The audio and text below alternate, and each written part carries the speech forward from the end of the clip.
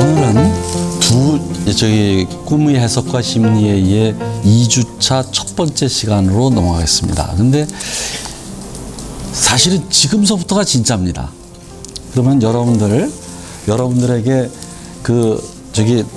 강의록을 나눠드렸지만은 쭉 보십시오. 여기서 오늘은 무엇을 하느냐면 꿈은 소원 성취다입니다. 자, 이게 여러분들 지금 이 두꺼운 책이라 했죠? 이게 700페이지를 한 문장으로 요약해라. 프로이트가 꿈의 원리를 스스로 대각이라고 합니다. 큰 깨달음. 그 대각이라는 말은 보통 우리가 얘기하기를 뭐냐면 석가모니나 예수나 아니면 마호메트나 이러한 사람들에게만 쓸 수 있는 단어예요. 용어예요.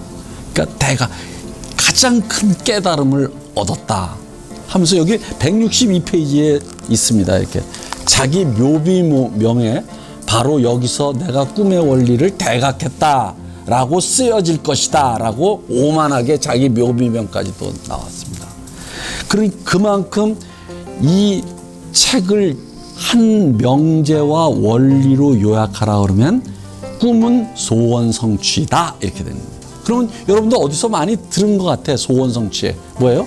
여러분들 불교의 연등회에 가면은 그 불교의 촛불 이 연등에다가 소원 성취, 그렇죠? 바로 그겁니다. 영어로 말하면 wish fulfillment예요. 소원 성취다. 그런데 자, 이거 이제 됐습니다. 이게 한마디야. 자기 꿈을 1000편을 분석하고 이 책을 쓰면서 한마디로 꿈은 소원 성취다. 그러면 이제부터 우리 과학적으로 나가봅시다. 뭐예요? 이것을 증명해야 되지 않습니까? 꿈은 소원 성취라는 걸 증명하자. 그러면 요거예요.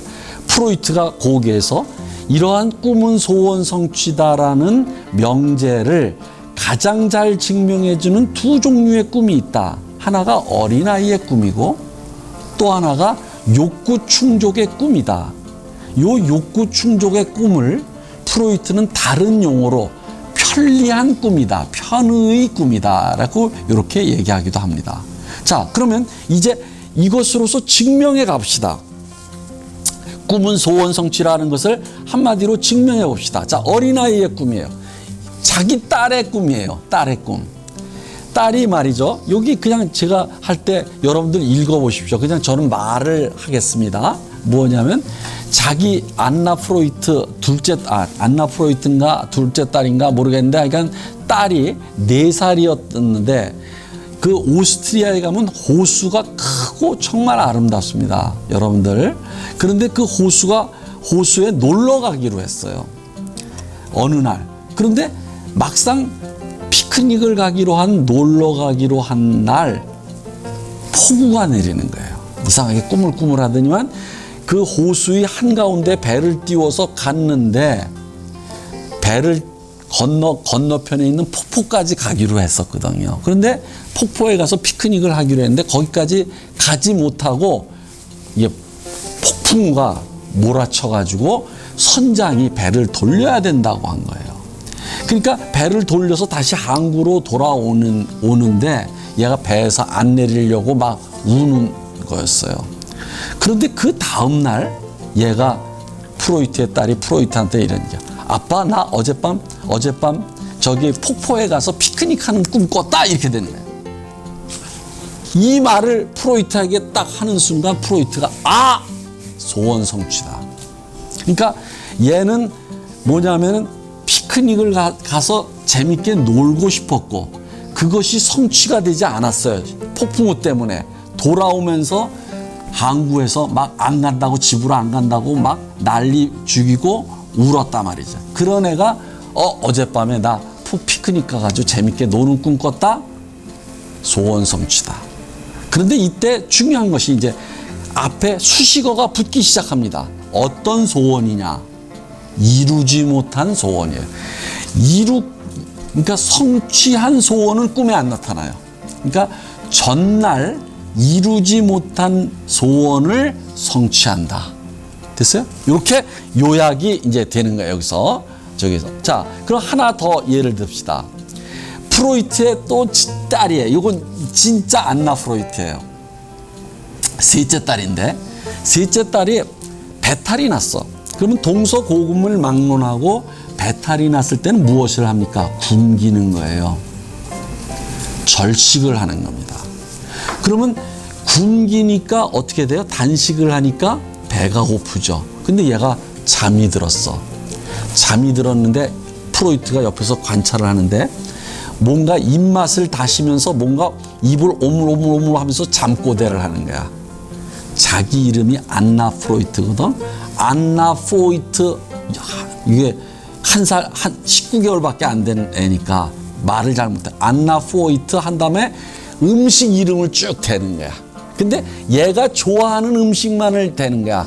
뭐 딸기잼, 산딸기, 오믈렛, 빵죽 뭐 이러면서 이걸 오물오물 하면서 안나 프로이트 오믈렛 뭐 오믈렛 오케이 산딸기 뭐 빵죽.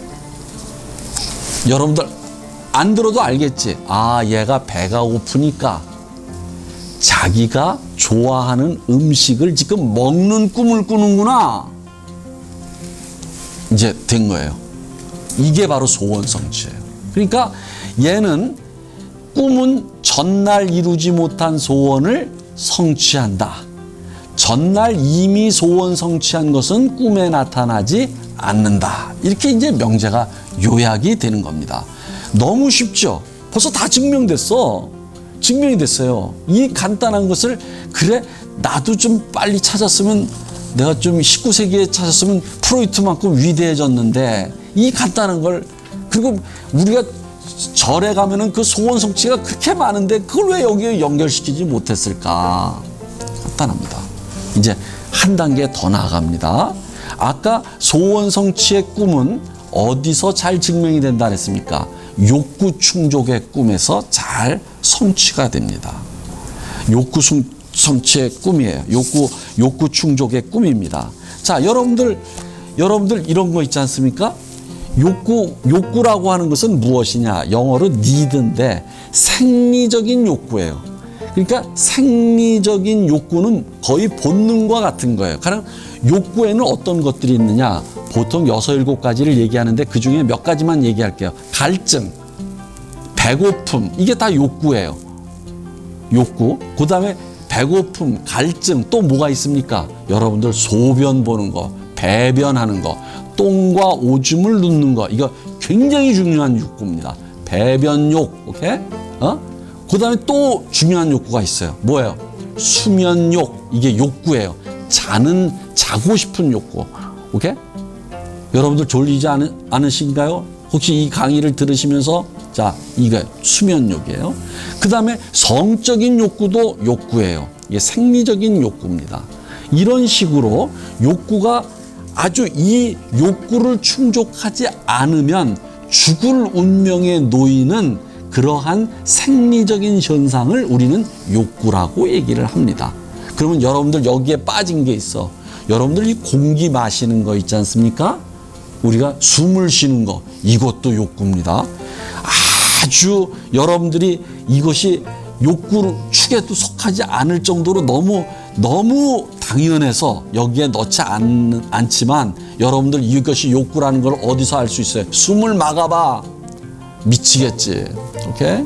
이게 욕구입니다. 생리적인 욕구. 오케이? 자, 그런데 여러분들 다 경험을 했을 겁니다. 전날 저녁 때 음식을 짜게 먹었어. 목이 말라. 그럼 뭐예요? 꿈속에서 아주 시원한 물을 마시는 꿈을 꿉니다. 꿈을 꿔요. 그러니까 욕구 생리적으로 물을 마시고 싶으니까 꿈속에서는 뭐예요? 물을 마시는 욕구 충족을 시키는 꿈을 꾼다. 또 있어요. 여러분들 혹시 맥주를 마시면은 이게 소변이 마려워요. 그러면 여러분들 잠을 잘 때 맥주 마시고 많이 마시고 잠을 자면 소변 보는 꿈을 꿉니다. 소변이 마려울 때. 이렇게 생리적인 욕구를 충족시키는 꿈에서 소원 성취가 가장 잘 증명이 됩니다. 자, 그런데 여기서 이제 여러분들에게 새로운 걸 하나 얘기를 할게요. 2번입니다. 옆 침대의 아내가 물을 따라주는 꿈인데 그 그릇이 이탈리아 여행에서 사온 에트루리아의 유골단지였다. 그런데 그 유골단지가 남에게 선물한 것이었다. 이렇게 되는 거예요. 자, 봅시다. 이 프로이트는 고고학자였어요. 그래가지고 고고학적인 유물을 굉장히 많이 모았습니다. 비싼 것, 그리스 시대, 로마 시대, 이때 막 2000년 이상 된 그런 유물들을 많이 모았어요. 나중에 다 나치한테 다 뺏기지만, 그런데 아무튼 그 유골단지를, 에트루리아 유골단지를 이제 했는데 그걸 남에게 선물해 준 거야. 근데 속으로 계속해서 아까웠어. 내가 저걸 괜히 줬다. 그런데 그날 이렇게 무엇이냐면 목이 말랐어. 짜게. 그래서 이제 그 어떤 꿈을 꿨냐면 그 아내가 에트루리아 남에게 선물한 유골단지에 뭐예요? 물을 담아서 주는 꿈을 꿨단 말이야. 갈증 해소의 꿈이다 이거지. 그러면 여기서 우리는 무엇을 할 수 있어요? 이중적인 소원 성취예요. 첫째, 갈증을 해소해. 물을 마시니까. 두 번째, 내가 아까워하던, 괜히 줬다라고 아까워하던 에트루리아 유골단지가 다시 돌아왔어 나에게. 이렇게 이중적인 소원 성취다. 이렇게 벌써 이제 이중적인 소원 성취예요. 이제 소원 성취가 막 늘어납니다. 자, 그러면서 또 이번에는 하나 재미난 꿈을 하나 할게요. 아내가 생리하는 꿈을 꿨다며 프로이트에게 달려온 프로이트의 친구가 있었어. 그러니까 프로이트가 이 얘기를 듣고서 껄껄껄껄 막 웃었어. 왜요? 아내가 생리를 시작했다는 것은 무엇입니까? 그런 꿈을 꾼다는 것은 현실에서는 아내가 생리를 멈춘 거야. 아내가 왜 생리를 멈출까요? 임신을 한 거야. 임신을 하니까 왜 생리를 하는 꿈을 꿀까요? 임신을 하면 부부관계를 못하는 거야. 그러니까 이 친구는 뭐냐면 프로이트가 이렇게 꿈을 잘 해석한다는 걸 모르고 와가지고 야, 아내가 생리하는 꿈을 꿨다 이렇게 이제 얘기를 하는 거지. 막 자랑했어. 야, 너의 욕망이 다 드러난다 이렇게 되는 거지. 이렇게 다 드러난다. 이렇게 무엇이냐? 아내가 임신한 것이 못마땅했고 임신하지 않고 계속 생리했으면 좋겠고 생리를 하게 되면 부부관계를 할 수 있는 그런 소원을 성취하는 꿈이다 이렇게 되는 거죠. 이렇게. 자, 그 다음에 3번을 한번 보십시오. 이게 여러분들 지금 이게 1000편입니다. 그러니까 무지하게 많아. 근데 여러분들에게 조금 재미난 것을 제가 지금 이렇게 한 거란 말이죠. 그러면 여기서 이게 전염병에 걸려서 격리된 손녀를 간호하는 아이를 간호하는 엄마의 꿈이에요. 근데 어떤 꿈을 꿨느냐? 여기 이제 이게 도대, 브루제, 프레보 등과 뭐예요? 파티를 하는 꿈을 꿨어. 그럼 이게 뭘까? 여러분들 알퐁스 도데 아세요? 소설가. 브루제는 학자예요. 프레보는 철학자야. 그러면 이 사람들은 당대의 유명한 지성인이면서 아주 자기가 가까이 할 수 없는 사람이야. 그러니까 말하자면 여러분들이 너무 유명해져 가지고 여러분들이 나에게 근접을 못해. 그러나 동경에 대해 나 저 선생님 저분과 한번 파티에서 춤 한번 췄으면 이런 생각을 가지고 있었던 거야. 그런데 그러던 차에 아이가 무엇이에요? 전염병으로 입원하니까 파티도 못하지, 아무것도 못하고 갇혀 있단 말이에요. 그러니까 뭐냐면 이중적인 소원을 성취해. 뭐예요? 파티하는 꿈. 게다가 뭐예요? 자기가 평소에 만나고 싶었던 분들과 댄스를 추는 꿈이다 이거지. 그러니까 이중적인 소원 성취다. 그러니까 여러분들 이런 거예요. 이런 꿈을 꾸는 엄마가 나는 엄마도 아니야. 내가 지금 애를 간호해야 되는데 이런 꿈이나 꾸고 있고 이것을 자책할 필요는 없습니다. 이건 다 뭐예요? 생리적인 현상이니까. 그리고 우리의 욕망이니까. 이렇게. 자, 요렇게 됩니다. 자, 이제 하나 더 합시다. 이게 욕구 충족의 꿈과 소원 성취의 꿈을 우리가 이렇게 길게 증명하는 이유가 또 있습니다. 이제 조금씩 여러분들이 정신을 번쩍 차려야만 이것을 따라갈 수가 있습니다. 이게 턱수술을 해가지고, 옛날에 턱수술이라는 것은 여기를 철사로 고정을 하는 거예요. 이렇게 고정을 했어요. 그러니까 얼마나 답답하겠어. 이 턱수술을 해서 턱을 이게 철사로 묶고, 저도 이거 와이어링을 한 적이 있었거든요, 이 턱에. 근데 이 와이어링 하면 무지하게 답답합니다, 이건. 근데 어떤 꿈을 꿨느냐? 이것을 뜯어가지고 이걸 떼내서 뭐냐면 자기가 미워하는 의사나 누구에게가 이것을 던져버리는 꿈을 꿨어. 이것도 이중적인 소원 성취야. 이걸 떼고 싶은 거 성취했죠? 두 번째 뭐냐? 그것을 나쁜 놈, 나한테 못된 짓을 한 놈에게 복수하는 성취했죠. 이중적인 소원 성취다. 그러니까 여러분들 단일한 소원을 성취하지 않는다는 겁니다, 지금.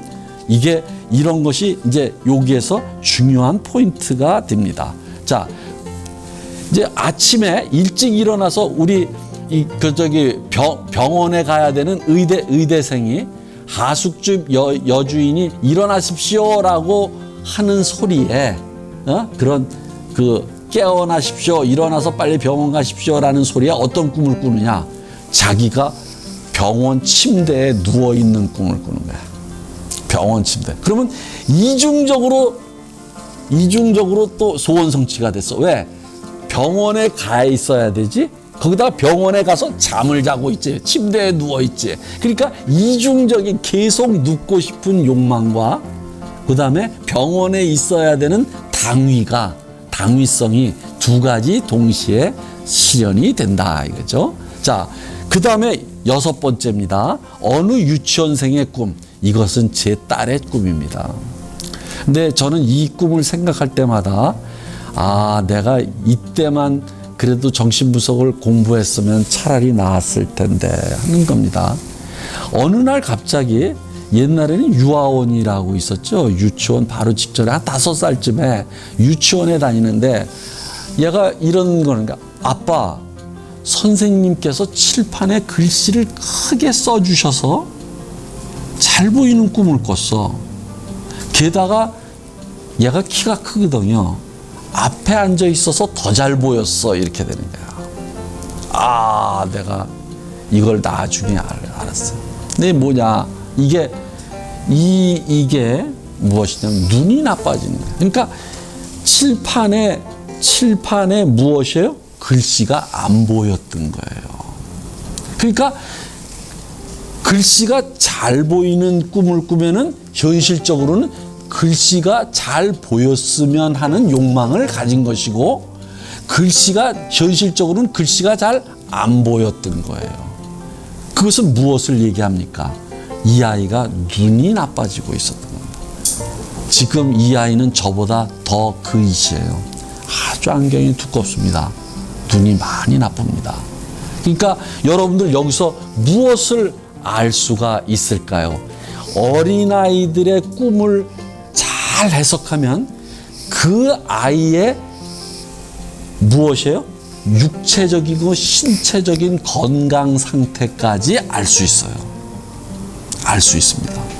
거기다가 더 플러스 되는 것은 아이의 무엇을 알 수 있습니까? 아이의 내적인 욕망을 읽을 수가 있습니다. 그러니까 아이의 마음속으로 들어갈 수 있다는 말이죠.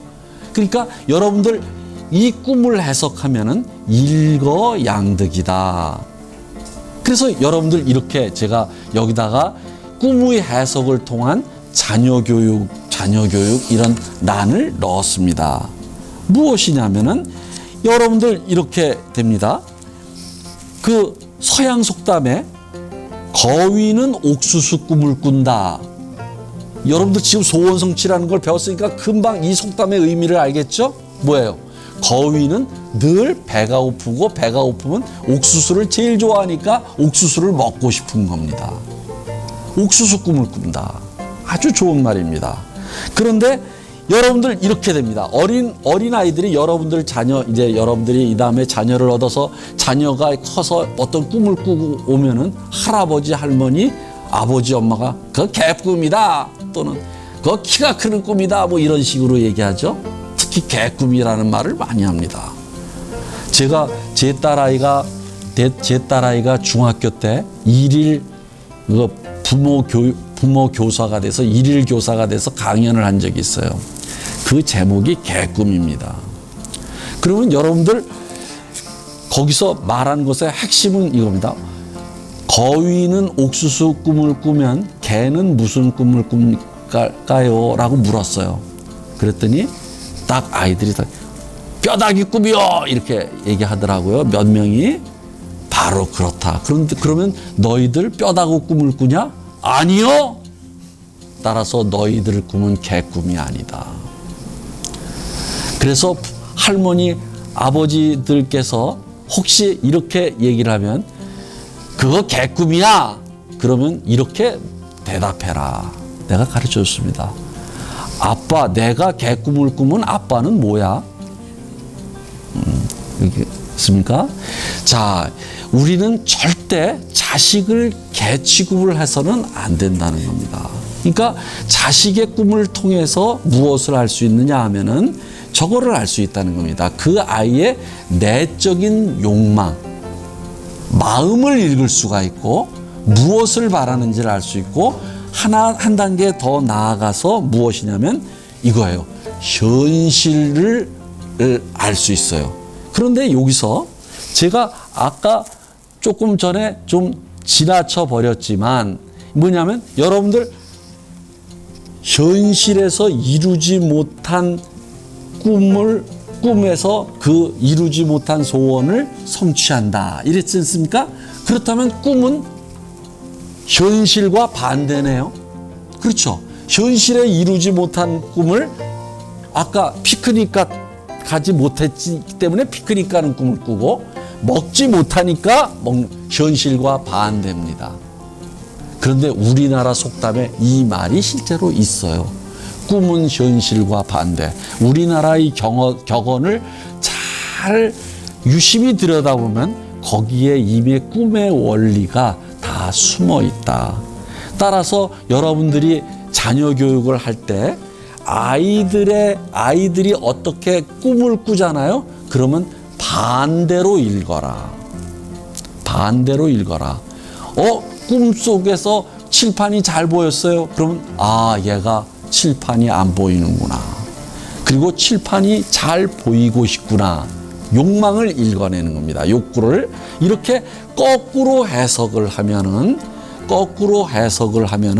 바로 아이들의 마음과 건강 상태까지 알 수 있다. 그러니까 여러분들에게 꼭 말씀을 드리고 싶은 것은 지금 저의 이 꿈의 해석의 이 강의는 여러분들 미래에 여러분들 자녀의 교육에 많이 도움이 될 것이다. 그럼 꿈을 어떻게 읽어요? 거꾸로 읽어라. 자, 이제 됐습니다. 자, 이제 여기서 우리는 분명히 무엇을 성취했어요? 무엇을 증명했습니까? 꿈은 소원 성취다. 그걸 조금 길게 드리면 꿈은 전날 이루지 못한 소원을 성취한다. 그렇기 때문에 꿈은 현실과 반대다. 그렇죠? 이렇게 됐단 말이죠. 그렇다면 우리는 여기서 지금까지 예를 든 것이 이렇게 됐어요. 무엇이에요? 꿈은 전날 이루지 못한 한 가지 꿈을 성취하는 것이냐, 단일한 소원을 성취하는 것이냐, 아니다라는 거예요. 만약에 단일한 소원을 성취하는 것으로 생각했다면, 프로이트가 그렇게 여기서 썼다면 프로이트는 그렇게 위대한 사람이 되지 않습니다. 여기서부터 명제가 점점 복잡해집니다. 명제가 점점 복잡해지면서 이것이 마치 수학의 원리가 공리와 정리를 통해서 점점 복잡해지듯이 복잡해집니다. 그러면 우리는 이 말을 바꾸어야 합니다. 어떻게 바꾸느냐면은, 자, 꿈은 전날 이루지 못한 소원을 성취하는데 뭐냐면 서로 대립하는 두 가지 이상의 소원을 동시에 성취한다. 어우, 야, 이거 어렵네. 두 가지 이상의 대립하는 소원을 어떻게 성취한단 말이냐? 그럼 방금 전에 우리가 아까 에투루리아 6월함에 물을 담아 마시는 꿈에서 우리는 이중적인 소원이었죠. 그런데 그 둘은 서로 대립하지 않아요. 그러니까 소원이 두 개가 동시에 성취될 뿐이지 그 두 소원이 대립하지는 않아요. 그런데 여기서는 대립하는 소원을 동시에 성취한다. 그래서 우리는 이렇게 이거 증명을 하겠습니다. 꿈은 하나의 소원만을 충족시키는 것이 아니라 서로 대립하는 두 가지 이상의 소원과 욕구를 동시에 만족시킨다. 그러기 위해서 꿈은 서로 대립하는 두 가지 이상의 심리적 힘이 부딪힐 때 타협의 산물로 나타난다. 이렇게죠. 그래서 우리는 이렇게 명제를 할 수 있어요. 갈등이 있는 곳에는 항상 타협이 있다. 요 원리가 꿈에도 그대로 적용이 되고 서로 대립하는 두 가지 소원의 갈등이 대립이 타협을 통해서 꿈으로 나타나는 것이다 되는 겁니다. 자, 이것을 이제 명제화 시켰으니까 다시 이제 증명을 해 봅시다. 자, 봅시다.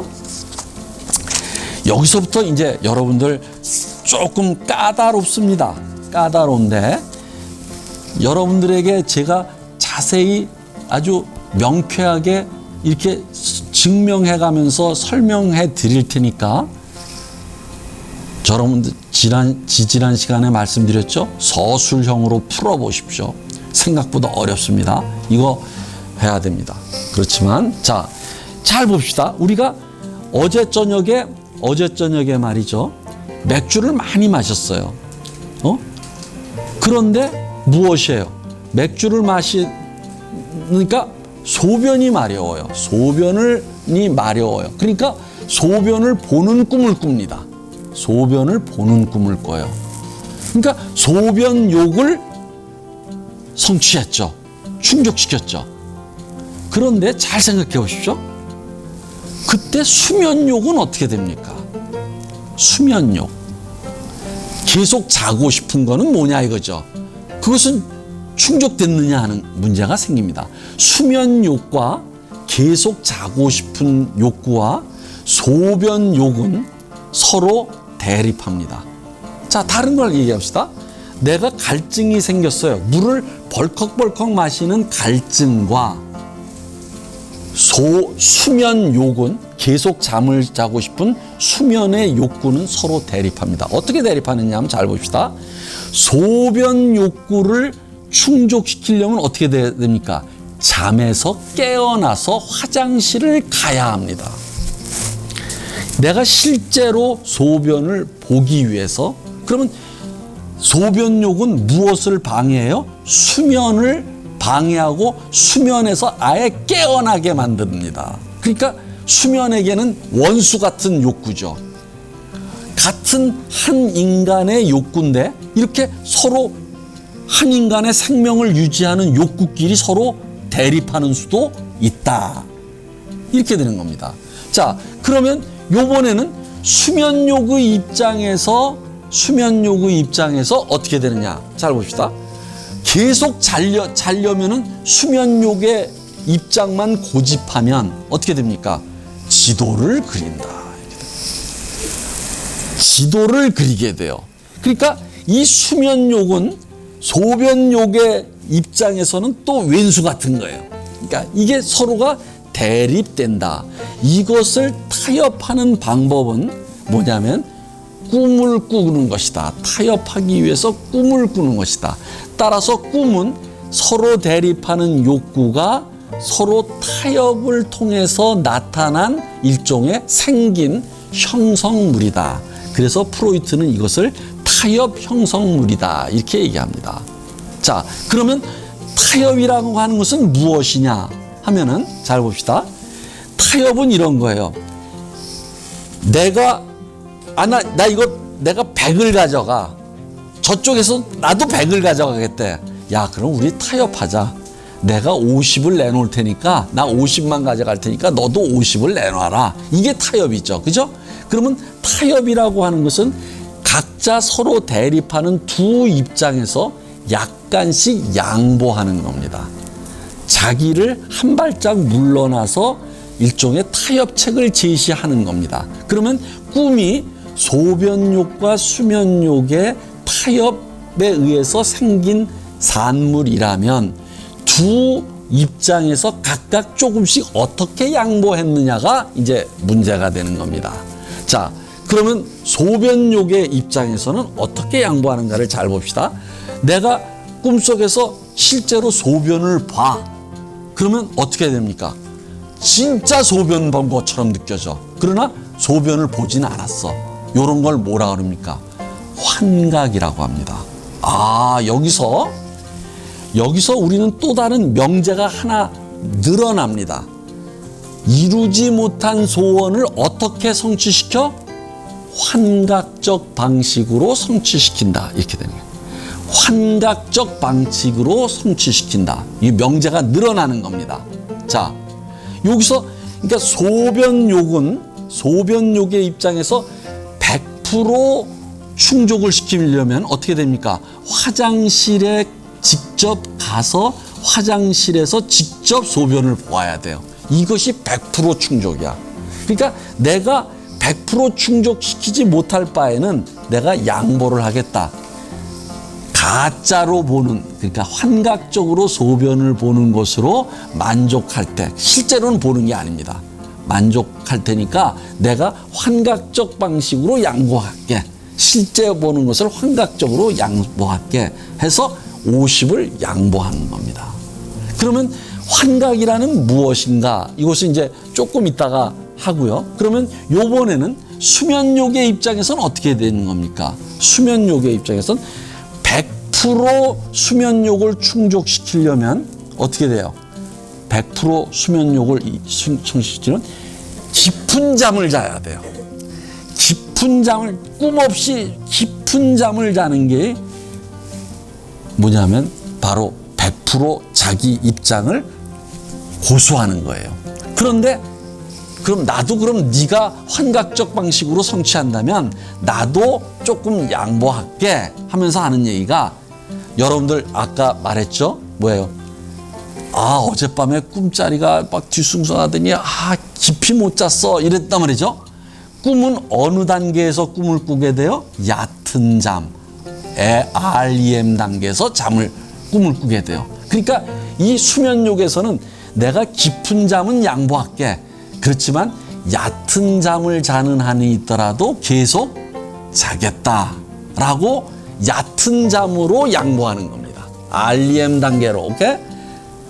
프로이트는 이런 수면의 사이클이 없을 때조차 이것을 이미 얘기했습니다. 이것을 얕은 잠으로 양보한다. 그러니까 수면욕의 입장에서는 깊은 잠에서 얕은 잠으로 REM으로 이것을 양보하고, 여기서는 실제 소변을 보는 것에서 환각적으로 가짜로 소변 보는 것으로 만족하고, 오케이? 그러면서 타협 형성물로 나가는 것이 꿈이다. 그래서 꿈은 뭐냐면 소변 보고 싶은 것을, 뭐예요? 소변 보고 싶은 것을 환각적으로 꿈속에서 소변 보는 꿈을 꾸면서 수면을 연장하는 거예요. 여러분들, 꿈은 수면을 방해하는 거냐? 라고 그동안에 많은 생각을 가지고 있었어요. 그러나 프로이트는 그것을 뒤집습니다. 아까 뭐라 했습니까? 나는 얕은 잠을 자는 한이 있더라도 계속 자는 게 좋겠어.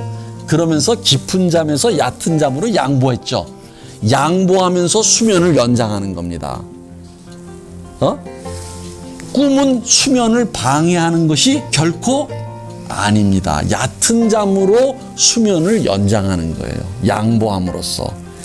그래서 여기서 중요한 것이 있습니다. 소원 성취의 꿈은 수면을 연장한다. 여기와 연결되는 겁니다.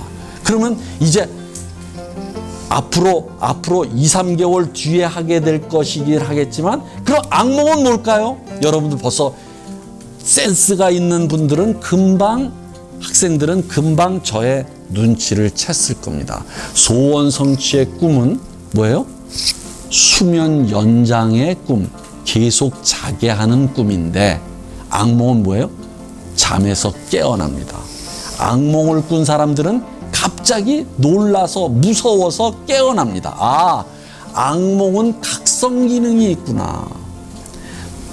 소원 성취의 꿈은 수면 연장의 기능이 있구나. 이게 대립하는 겁니다. 여기서 불면증을 이제 연구할 수가 있습니다. 불면증은 악몽과 잠을 잘 수가 없는 거예요. 왜? 악몽과 같이 계속해서 깨어나게 하는 겁니다. 계속해서 깨어나게 하는 기능이 있기 때문에 불면증에 걸리는 거예요. 깨어나. 그러니까 그 사람은 뭐예요? 사실은 불면증으로서 악몽에 대처하는 겁니다. 불면증으로서 악몽에 대처한다.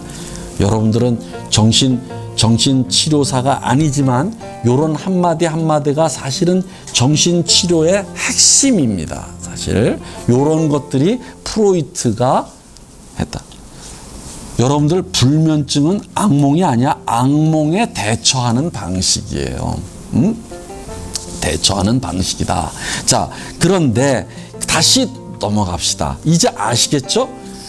프로이트는 기존의 꿈에 대한 생각들을 이렇게 뒤집어 엎습니다. 꿈은 수면을 방해한다가 수면을 연장한다. 오케이? 그 다음에 서로 대립하는 두 가지 소원을 동시에 성취한다. 그 다음에 무엇이에요? 동시에 성취하는데 그건 방법이 없거든요. 정과 반을 합칠 수 있는 것은 변증법적인 타협 형성으로 가는 것이다. 이런 것들을 과학적으로 다 이제 얘기를 합니다. 자, 그러면 이제 아까 환각은 어떻게 해서 그것이 양보가 될 수 있단 말이냐. 가짜로 보는데. 환각은 지금 여러분들에게 미리부터 말씀을 드린다면 가짜로 보는 건데 진짜로 보는 것처럼 느끼는 게 바로 환각이에요. 환각의 정의가. 자, 여기 봅시다. 환각이 이게 중요합니다. 이 꿈의 해석을 통해서 프로이트는 환각을 정의합니다. 그러면 여러분들 환각의 정의가 뭐냐? 여러분들 환각은 정신병자에게만 나타나는 심리적인 증상이자 현상이야. 그러니까 그것은 나 같은 정상인은 나타나지 않아. 틀렸습니다. 이제 틀렸다는 것을 여러분들 이제 아시게 될 겁니다. 벌써 알았어요. 뭐예요? 꿈은 이루지 못한 소원을 어떻게? 환각적 방식으로, 환각으로 성취한다라고 했지 않습니까? 이미 모든 사람은 꿈을 꾸고 그 꿈은 환각적으로 소원을 성취한다면 우리 모든 사람은 꿈속에서 환각을 경험합니다. 따라서 환각은 무엇이에요? 정신병자에게만 나타나는 증상이 아닙니다. 환각은 보편적인 모든 인간의 심리 현상입니다. 따라서 여러분들 누군가에게 환각이 나타난다고 해서 그것을 병적으로 취급하거나 무서워할 필요가 없습니다. 왜? 여러분들 자신이 환각을 경험하는 것이기 때문이니까. 그 사람과 나는 사실은 똑같은 것입니다. 그렇다면 정신병자에게 나타나는 환각과 정상인의 환각은 어떻게 다르냐 하는 그런 질문은 가능합니다. 자, 그러면 우선은 자 봅시다. 환각을 정의해 봅시다. 이렇게 정의합니다. 모든 것은 정의부터 해야 됩니다. 환각. 외계로부터 자극을 받지 않았는데도 자극을 받은 것 같이 느끼는 이상한 감각을 환각이라고 해요. 다시 말해 감각적 자극이 없음에도 불구하고 무엇인가가 지각되는 감각적 경험입니다. 자 봅시다. 내가 여러분들을 만약에 보고 있다. 그러면 여러분들에게 빛이 반사돼서 그 반사된 빛도 여러분들 아시죠? 이거 물리적인 물질입니다. 빛도. 그 빛이 여러분들의 망막을 자극합니다. 내가 여러분들에게 지금 강의하고 동영상으로 강의하고 있는 이 소리가 여러분들 귀에 들립니다. 그러면 나의 목소리가 공기를 이렇게 울립니다. 이렇게, 오케이? 공기를 이렇게 진동시켜요. 그 진동이 여러분들 고막에 가서 닿아서 고막을 흔듭니다. 이런 걸 공명현상이라고 하죠. 그것을 여러분들 무엇입니까? 내가 무엇을 보고 있다라고 하는 것은 빛이라는 물질이 그 대상, 보이는 대상에게 반사되어 와서 나의 망막, 시신경을 자극하는 것이고, 동시에 소리를 듣는다는 것은 일종의 음성적인 이 주파수라는 물질적인 흐름이, 물질의 흐름이 여기 고막을 자극하는 것입니다. 이렇게 물질적 자극이 우리의 감각 기관, 즉 시각, 청각, 후각. 후각은 뭡니까?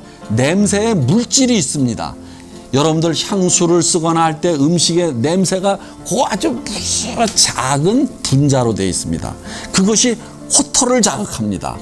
미각, 음식이 혀를 자극해요. 물질적 자극이 반드시 있어야 우리는 보고 듣고 맛보고 냄새 맡고 촉각도 마찬가지입니다. 이렇게 감각, 지각을 할 수 있어요. 그런데 환각은 뭐냐면은 잘 들으십시오. 무엇이냐면 이러한 물질적 자극이 없는데도 불구하고 뭔가가 보이는 거야. 나 저거 진짜 보여? 나 저거 진짜 들려 소리가. 그러면 그것은 물질적 자극이 없는데도 보이면 그게 환시. 물질적 자극이 없는데도 들리면 환청. 물질적 자극이 없는데도 냄새가 나. 환후. 그 다음에 환미, 환촉. 이렇게 5가지 감각 기관에 물질적 자극이 없는데도 불구하고 우리는 감각을 하고 지각을 하게 되면 그것을 환각이라고 합니다. 그런데 잘 보십시오. 꿈은 어떻게 됩니까? 물질적 자극이 없는데도 꿈의 스크린에 눈꺼풀 뒤에 화면이 보여. 꿈의 화면이 보여. 그리고 꿈속에서 소리가 막 들려. 이게 다 환청입니다. 꿈이라고 하는 것 자체가 무엇이에요? 이미 환각적 방식으로 만들어지는구나 하는 것을 알 수가 있어요. 그러니까 아까 소변욕에서 약간 양보하는 것은 뭐냐면 물질적 자극이 없는 상태에서 진짜 물질적 그 감각을, 그러니까 소변을 보는 것처럼 느끼는 것에 나는 만족하겠다, 이렇게 되는 겁니다. 그러니까 그들은 꿈속에서 진짜 오줌을 누습니다. 그런데 그것은 환각일 뿐이죠. 이렇게 됐습니까? 자, 이제 우리는 여기까지 도달했을 때 프로이트의 놀라운 명제가 여기서 나옵니다. 아까 얘기했지 않습니까? 환각은 정상과 비정상을 나누는 뭐예요? 기준이 되지 못한다. 왜? 모든 사람들은 환각적 방식으로 꿈을 꾸기 때문에 모든 사람들은 이미 꿈에서 환각을 경험하고 환각으로 소원을 성취한다. 그렇다면 어떤 차이가 있느냐는 겁니다. 어떤 차이가 있느냐. 여기서 크게 나누어서 프로이트는 이 꿈의 해석과 프로이트의 글들에서 얘기한 어떤 차이가 있느냐. 정상인의 환각과 비정상적인 정신병자의 환각이 어떤 차이가 있느냐. 질적인 차이는 없습니다. 질적인, 구조적인 차이는 없어요. 보통 사람에게도 나타납니다. 그럼 어떤 차이가 있느냐. 일단은 양적인 차이가 있습니다. 우선은 무엇이냐면 정상인은 밤의 꿈에서만 환각을 경험해요. 그런데 이 누구예요? 비정상적인 정신병자는 뭐예요? 낮에도 환각을 경험해요.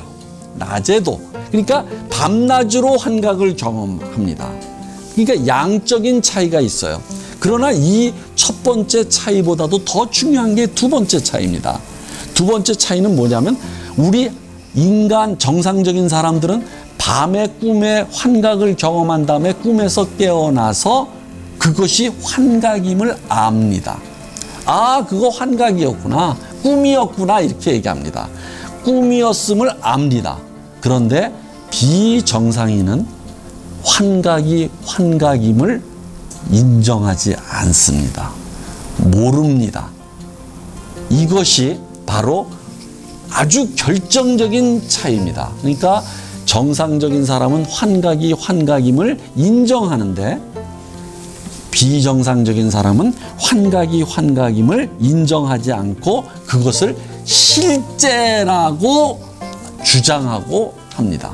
이것이 결정적인 차이다. 그럼으로써 꿈의 해석을 통해서 프로이트는 정신병자의 환각까지도 규정하기에 이릅니다. 이런 것들은 전부 나중에 정신치료의 일종의 기초가 됩니다. 이런 명제들은. 자, 우리는 다음 시간에 또 다른 이제 꿈의 명제가 또 있습니다. 여기서 그치지 않습니다. 여러분들, 단타를 갖고 점수는 나지 않습니다. 항상 연타가 있어야지 야구에서 점수가 나는 법입니다. 우리 다음 시간을 기대해 봅시다. 감사합니다.